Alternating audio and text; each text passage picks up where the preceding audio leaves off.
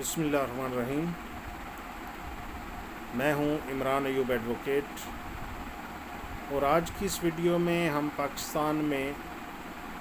نافذ العمل قوانین کے بارے میں تعارفی معلومات حاصل کریں گے۔ تعارفی اس لیے میں نے کہا کہ پاکستان میں بے شمار قوانین موجود ہیں، اور ہر قانون کے بارے میں یا اگر ایسا کہا جائے تو بھیجا نہ ہوگا کہ ہر قانون میں موجود ایک ایک سیکشن کے بارے میں تفصیلی بات چیت اگر کی جائے تو ایک ایک سیکشن کے لیے گھنٹوں وقت درکار ہوگا۔ آنے والی ویڈیوز میں انشاءاللہ ایکٹ وائز، سیکشن وائز تفصیلی بات چیت بھی ہوگی، لیکن آج جو ہے وہ تعارفی بات چیت کر لیتے ہیں تاکہ لا سے ریلیٹڈ لا اسٹوڈنٹس کے ساتھ ساتھ جو عام پبلک ہے ان کی معلومات میں بھی اضافہ ہو سکے، اور اسی چیز کو مد نظر رکھتے ہوئے میں کوشش کروں گا کہ آسان ترین الفاظ میں بات چیت کی جائے۔ تو ویڈیو کا باقاعدہ آغاز کرتے ہیں کہ پاکستان میں موجود نافذ العمل جو قوانین ہیں ان کو اگر دو حصوں میں تقسیم کیا جائے تو ایک حصہ کہلائے گا سول لا اور دوسرا کہلائے گا کرمنل لا۔ اب سول لا کہاں پہ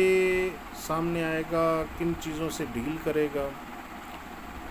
اس کے جیسا کہ نام سے ظاہر ہے سول لائبلٹی جہاں پہ ہوگی۔ سول لائبلٹی سے مراد، سول رائٹ سے مراد آپ کی پراپرٹی، جائیداد، اس کی ملکیت، جائیداد سے اٹھنے والے آپ کے حقوق، آپ کی ذمہ داریاں، ان چیزوں کا تعین سول لا کے تحت کیا جاتا ہے۔ جائیداد، آپ کے پیسوں کا لین دین، جائیداد کی خرید و فروخت، اور جائیداد سے ریلیٹڈ دیگر جو مسائل ہیں وہ سول قانون کے تحت ڈیل کیے جاتے ہیں جرنلی اگر بات کی جائے۔ اور کرمنل لا کہاں پہ سامنے آئے گا، کرمنل لا کن چیزوں سے ڈیل کرے گا، ایک ہی جملے میں اگر میں آپ کو سمجھانے کی کوشش کروں تو کوئی ایسا فعل، کوئی ایسا عمل جس کو پاکستان میں نافذ العمل کوئی قانون جرم ڈکلیئر کرتا ہو اور وہ فعل سرزد ہو کسی فرد سے، تو وہاں پہ کرمنل لا جو ہے وہ سامنے آئے گا اور کرمنل لا اس چیز سے ڈیل کرے گا۔ یہ دو میجر پورشن ہیں لائبلٹی، سول لائبلٹیز کے حوالے سے اور سول رائٹس کے حوالے سے سول لا، اور اگر جرم ہو، کرمنل ایشو ہو تو پھر کرمنل لا۔ اور فیملی کے ریلیٹڈ یعنی میاں بیوی اور بچے، ان کے ریلیٹڈ آپس میں جو ازدواجی تعلقات یا بچوں کے حوالے سے وراثتی معاملات، ان چیزوں کے حوالے سے اگر کوئی مسائل پیدا ہوتے ہیں تو ان کے لیے فیملی لاز موجود ہیں، وہ پھر فیملی لا کے تحت ڈیل کی جائیں گی چیزیں۔ اچھا، کورٹس کی اقسام کے بارے میں اگر ہم بات کریں تو جب سول لا کے حوالے سے کوئی مسئلہ ہوگا تو اس کو ڈیل بھی سول کورٹس کریں گی، اور اگر کرمنل ایشو ہوگا تو اسی طرح کرمنل کورٹس، اور اگر فیملی ریلیٹڈ کوئی ایشو ہوگا تو پھر فیملی کورٹس اس سے ڈیل کریں گے۔ اچھا، سول لا کے حوالے سے سول کورٹ جو ہیں ان کی اقسام ہیں، سول جج، پھر سینئر سول جج، پھر ڈسٹرکٹ جج، اور اس کے بعد پھر اعلیٰ عدلیہ جیسے ہائی کورٹ، اور پھر آگے سپریم کورٹ۔ اور اگر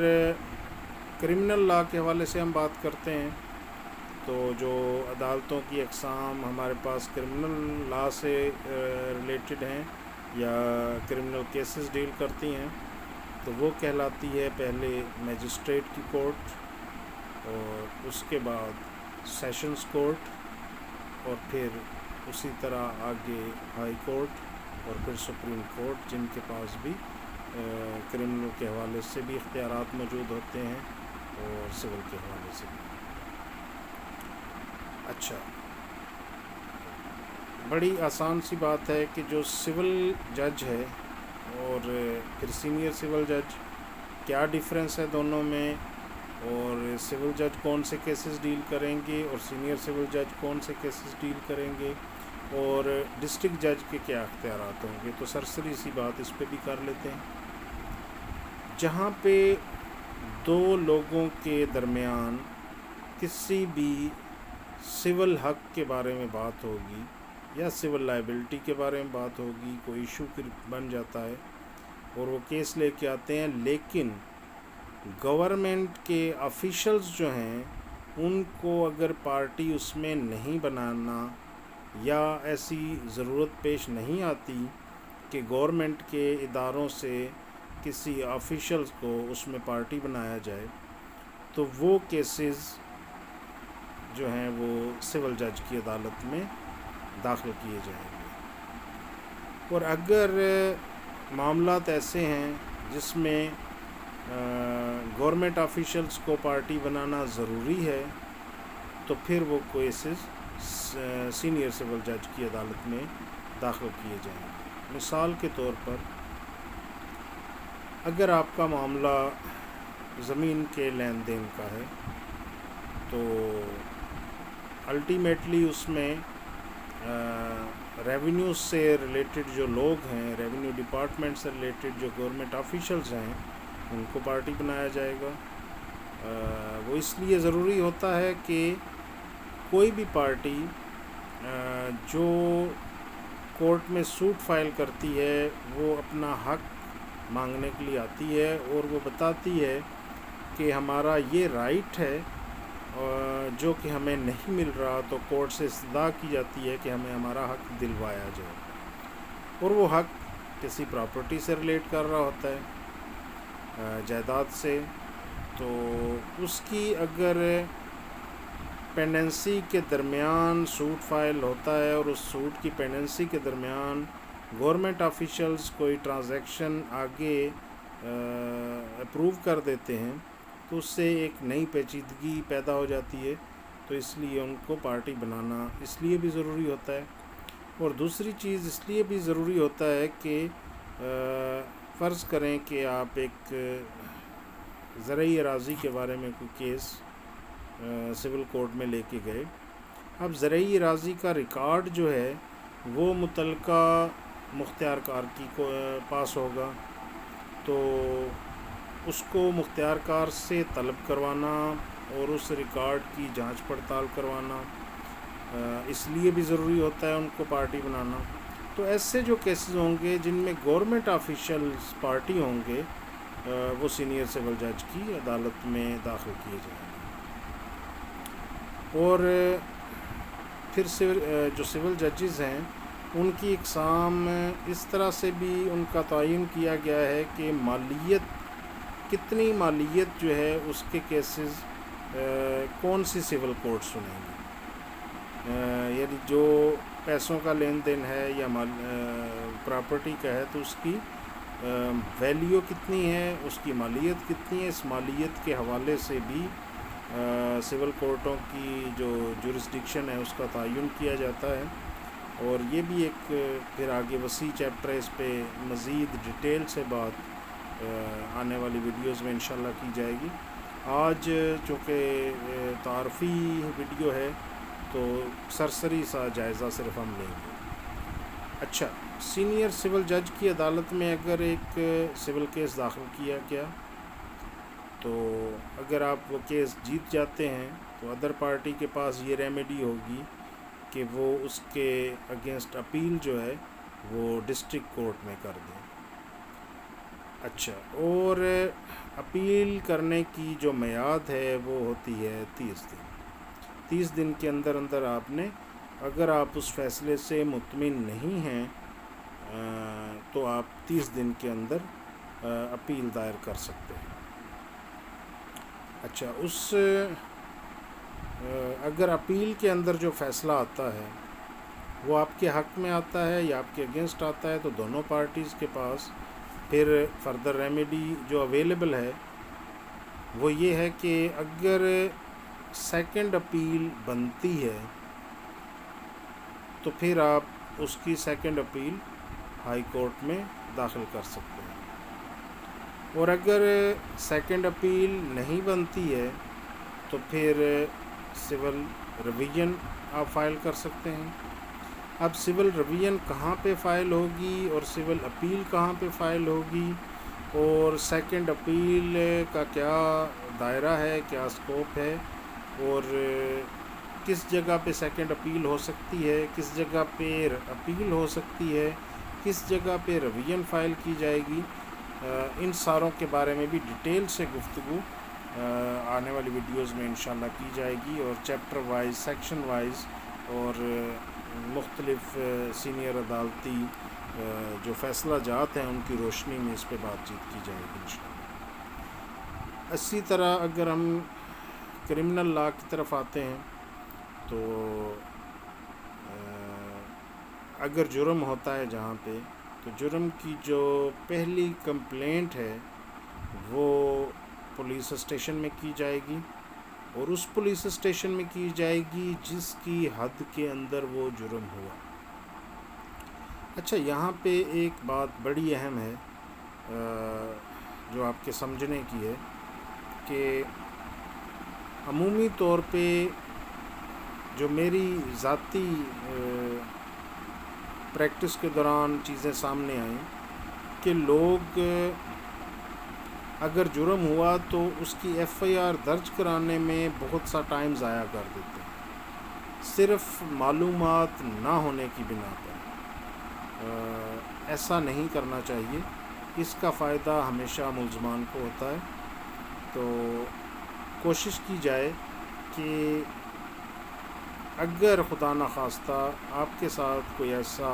مسئلہ پیدا ہوتا ہے، کوئی ایسا وقوع ہو جاتا ہے جو کہ جرم ہے، تو آپ فی الفور جینون فیکٹس جو ہیں آپ کی، وہ آپ متعلقہ پولیس اسٹیشن میں جائیں، اور وہاں پہ جا کر جو بھی ڈیوٹی افسر موجود ہے، ڈیوٹی افسر کو آپ نے جا کے بتانا ہے. ایس ایچ او موجود ہے یا نہیں ہے، یہ ضروری نہیں ہے کہ آپ کی F I R S H O lodge کرے گا اگر وہ خود موجود ہوگا. عموماً کلائنٹس ہمارے پاس آتے ہیں، وہ بتاتے ہیں جی ہم تو تھانے میں گئے، وہاں پہ ایس ایچ او صاحب نہیں تھے، اور فلاں پولیس آفیشلز ہمیں ملے اور انہوں نے کہا کہ ہم تو آپ کی ایف آئی آر نہیں درج کر سکتے. تو یہ بات غلط ہے، ایسا نہیں ہوتا. یہ آپ کو یہ بات میں اس ویڈیو کے ذریعے بتا رہا ہوں، اور آپ جو ہے جو بھی متعلقہ وہاں پہ ڈیوٹی افسر موجود ہوگا اس کی ذمہ داری ہے ایز پر لا کہ وہ آپ کی بات کو سنیں اور آپ کے اس اسٹیٹمنٹ کو as a F I R درج کریں، اور پھر اس کے بعد انویسٹیگیشن کریں، اور پھر آگے اگر آپ کا کیس جو ہے وہ قابل چالان ہے، ان کی انویسٹیگیشن میں یہ چیز آتی ہے تو پھر اس کا وہ چالان فائل کریں گے. اور اگر وہ سمجھتے ہیں کہ نہیں یہ معلومات درست نہیں تھی یا وہ وقوع وہ سیکشنز اپلیکیبل نہیں ہیں، وہ وقوع اس طرح سے نہیں ہوا، تو اس کیس کو خارج بھی کر سکتے ہیں. تو یہ اہم چیز تھی کہ ایک تو ایس ایچ او کا تھانہ میں موجود ہونا ضروری نہیں آپ کی ایف آئی آر درج کرنے کے لیے. آپ کا جو بھی وہاں پہ ڈیوٹی افسر موجود ہے وہ رسپانسیبل ہے کہ وہ آپ کی ایف آئی آر درج کرے. اور دوسری اہم بات یہ تھی کہ وقوع سے جتنا فاصلہ آپ کے تھانہ کا ہے، عمومی سواری جو اویلیبل ہے اس سڑک پہ، اس راستے پہ، اس کے ذریعے آپ تھانہ پہنچنے میں جتنا ٹائم صرف ہوگا، صرف وہی ٹائم صرف کیا جائے اور اس سے زیادہ ٹائم ضائع نہ کیا جائے ایف آئی آر درج کرانے میں، کیونکہ جتنی دیر سے ایک ایف آئی آر درج کرائی جائے گی اس کا فائدہ ہمیشہ ملزمان کو ملتا ہے۔ تو کمپلینٹ سائڈ کے لیے یہ اہم بات ہے کہ اگر آپ کے ساتھ کوئی خدا نخواستہ ایسا وقوع ہو جاتا ہے تو فی الفور جو ہے اس کی ایف آئی آر درج کی جائے۔ اچھا، اگر پولیس آپ کی ایف آئی آر درج نہیں کرتی، انکار کرتی ہے، تو پھر آپ کے پاس کیا ریمیڈی حاصل ہے؟ تو پھر وہ ریمیڈی ہے انڈر سیکشن 22A CRPC کہ آپ اس کے تحت سیشن کورٹ میں ایک پیٹیشن داخل کر سکتے ہیں کہ یہ وقوع فلاں وقت پہ ہوا اور ہم پولیس اسٹیشن گئے اور ہم نے جا کے یہ زبانی وقوع پولیس کو بتایا یا ریٹن میں اپلیکیشن کی صورت میں دیا، اور اس کے بعد ہماری جو ہے وہ بات نہیں سنی گئی یا ہمارا کیس داخل نہیں کیا گیا، تو لہٰذا ہم کورٹ سے یہ استدعا کرتے ہیں کہ متعلقہ تھانے کے ایس ایچ او کو یہ حکم دیا جائے کہ وہ ہمارا اسٹیٹمنٹ جو ہے وہ ریکارڈ کرے اور ہماری ایف آئی آر درج کرے۔ تو یہ طریقہ کار ہے، اور یہ چیزیں 2-3 پوائنٹس جو تھے یہ بڑے اہم تھے جن پہ آج بات ہو گئی، اور انشاءاللہ آنے والی ویڈیوز میں ہم سیکشن وائز تفصیلی بات چیت کریں گے تمام قوانین کے بارے میں۔ تو انشاءاللہ ملتے ہیں اگلی ویڈیو میں، اور اگر آپ کو یہ ہماری ویڈیو پسند آئی ہو تو اس کو لائک کر دیں، ہمارے چینل کو سبسکرائب کر دیں، اور انشاءاللہ بہت اچھی ویڈیوز، بہت معلوماتی ویڈیوز آپ کو دیکھنے کو ملیں گی، اور تمام قسم کے جو قوانین پاکستان میں نافذ العمل ہیں ان پہ بات ہوگی، چاہے وہ فیملی قوانین ہوں، چاہے وہ سول ہوں یا کرمنل ہوں، اور آپ کی معلومات میں اضافہ ہوگا اور آپ کو انشاءاللہ فائدہ پہنچے گا۔ تو ملتے ہیں کسی نئی ویڈیو اور نئے لیکچر، نئے قانون کے بارے ساتھ کسی دوسری ویڈیو میں۔ تب تک کے لیے اللہ حافظ۔